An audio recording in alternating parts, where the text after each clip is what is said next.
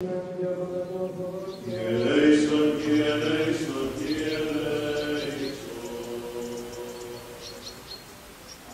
most miraculous thing about Mount Athos, when we return.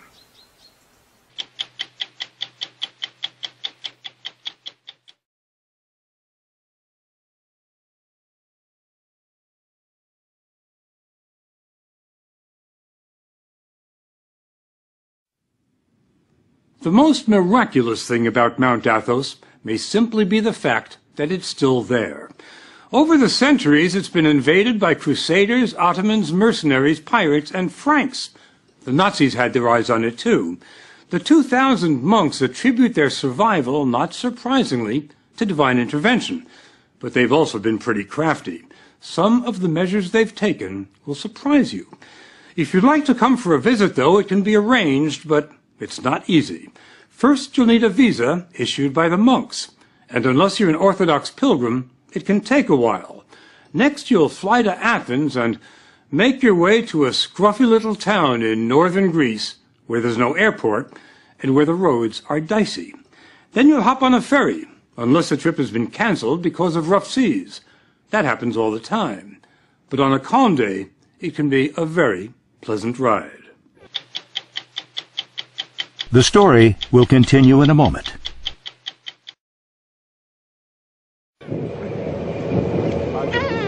The monks will tell you it takes years of prayer and soul-searching before they're ready to leave the world for Mount Athos. For the likes of us, though, it takes little more than an hour. It was the beginning of Lent when we took these pictures, and the ferry was packed with pilgrims from all over the Orthodox Christian world. Greeks, Bulgarians, Serbs, Romanians, Russians. It wasn't long before the first monasteries came into view, and we thought we were sailing to Byzantium, to a fantasy land of castles and palaces.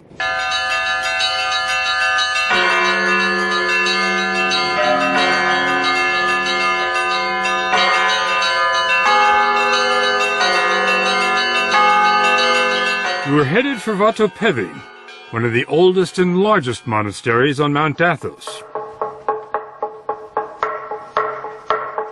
It had the feel of a medieval city. Holiness seemed to seep from the very stones, from the frescoes on the 10th century church, from the marble font for holy water. But then there was the monastery's secular-looking centerpiece. There's nothing remarkable about the clock tower at the Vatopedi Monastery, except for one thing. Check out the time. It's just about 8:30.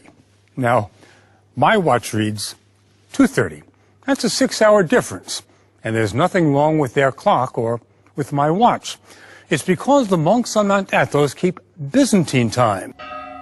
The day starts at sunset, not at midnight. The monks measured time this way during the days of the Byzantine Empire. That's the Christian empire that followed the fall of Rome. And that's the flag they still fly here. How long ago did the Byzantine Empire fall?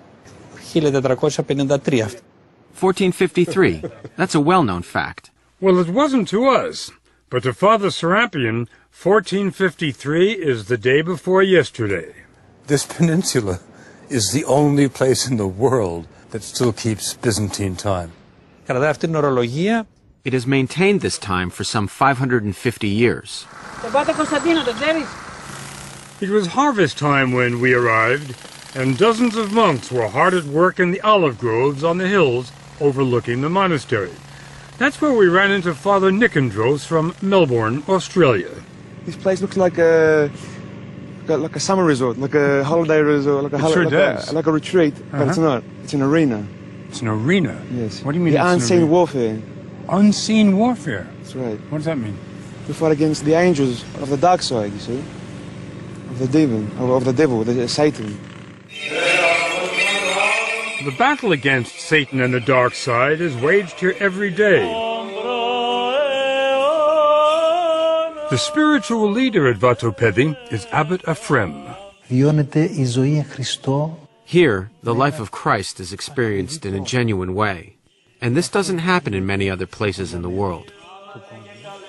What I'm talking about is the art of salvation. It just so happened that while we were there, The monks celebrated an elaborate 7-hour vigil, and the church was packed with pilgrims. It's held once a year to honor the archangels Gabriel and Michael. According to the Bible, Gabriel and Michael led the army of angels that expelled Satan from heaven.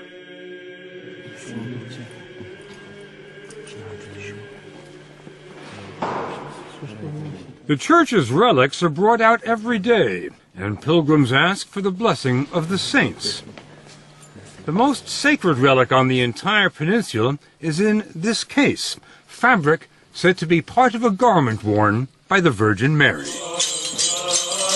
The irony is that while the Mother of God is revered here, no other woman is permitted to even set foot on Mount Athos. It's been like that for 1,000 years.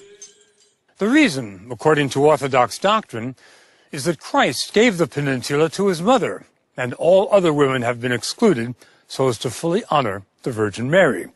It's also been said that in the days before the ban, when women did come here, the monks became distracted and couldn't devote themselves entirely to prayer. They say it's been a lot easier since the last lady left. Keeping women out certainly wasn't much of a problem 300-400 years ago. Do you feel that's becoming problematic today? I don't think so, because the monastery itself and all the land around it is our property. And if we don't want women coming onto our property, we have every right to do that. Mount Athos may be the last all-male bastion in the world, and Father Arsenio says it has to stay that way. Here we are concerned solely with purity and our elevation to eternity. If women are permitted, they'd bring their families and their children. This place would become a tourist attraction and no longer a place of silence. If we wanted to experience profound silence, we're advised to go to Stavronikita. It's the smallest monastery on the Holy Mountain, but it has some of the most remarkable treasures. You stay in the silence just by walking in.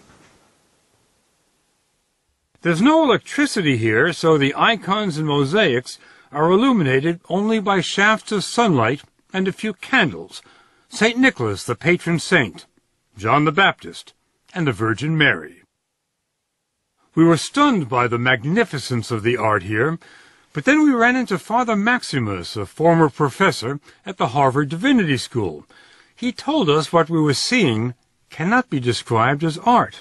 They're devotional objects, and they're part of the living liturgical life of the church. So we don't have any art, and we're not a museum. I mean, to put it starkly. Whatever you call it, it's priceless. That's why the monasteries have been invaded and plundered so many times over the centuries. The monks' most recent brush with history happened only 70 years ago. The Nazis were coming their way.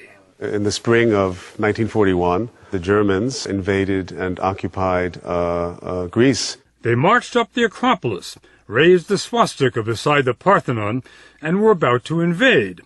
The monks asked for a meeting with Nazi officers who advised them to appeal to Hitler himself.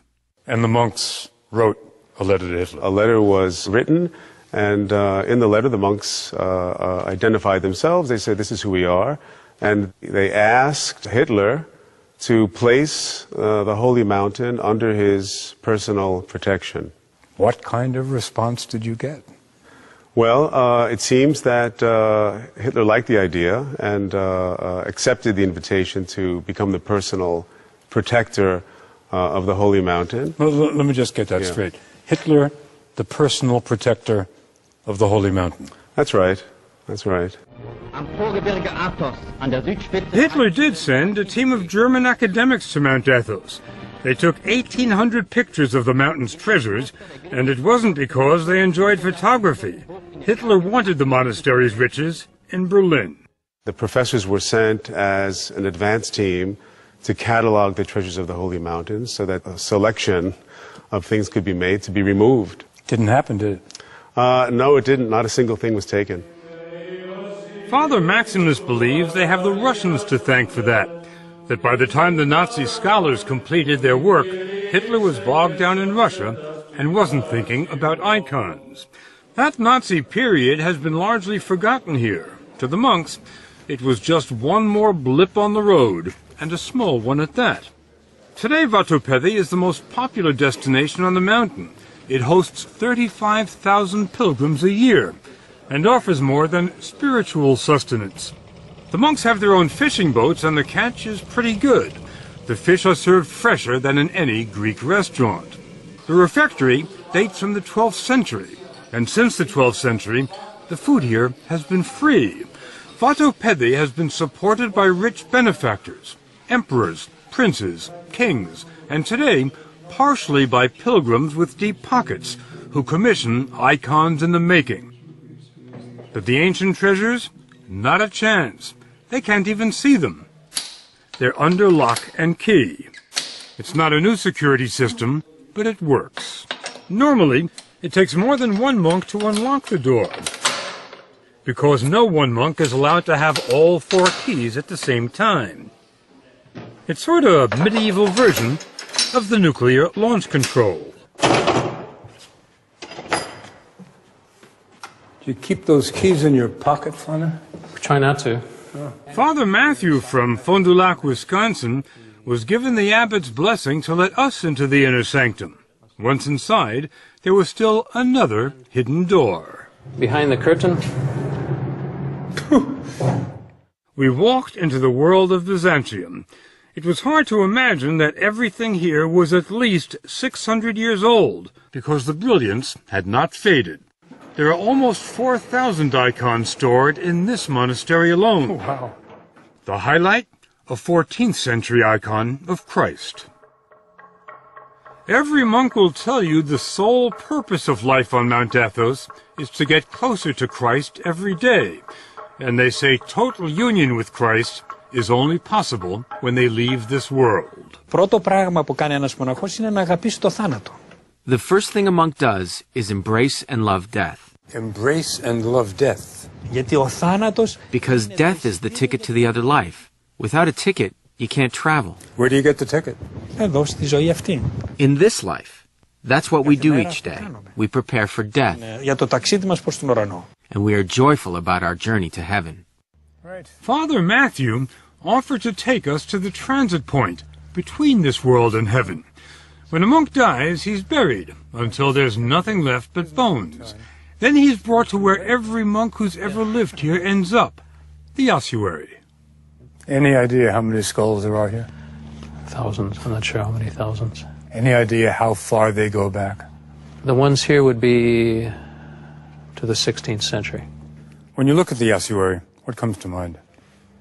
Mostly I see that this is where I'm going to be. I always like to say these are my future roommates. There was nowhere for us to go from there. So we headed back to the mainland. The monks invited us to come back any time. And if we do, or if our grandsons or great-grandsons do, after 10 days here, this much we believe. Mount Athos will not have changed at all.